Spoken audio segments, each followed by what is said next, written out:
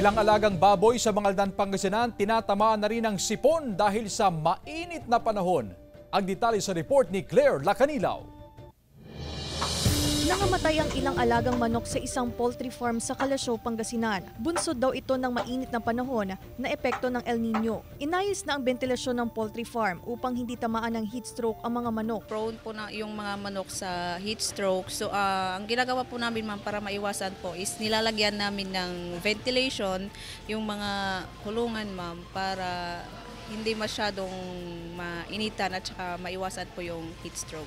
Ayon sa veterinaryo, nai-stress ang mga manok kapag mainit ang panahon. Mainam daw na bigyan ng sapat na bitamina ang mga alaga para makaiwas sa sakit. Kailangan po na magkaroon din po tayo ng magandang ventilation sa mga kulungan.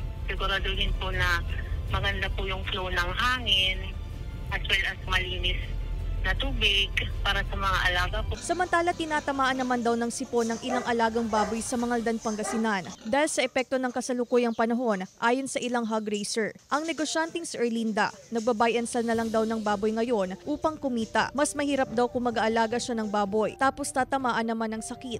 Hindi na kami yung papakainin mo ng 4 months. Hindi na basta 4 days po.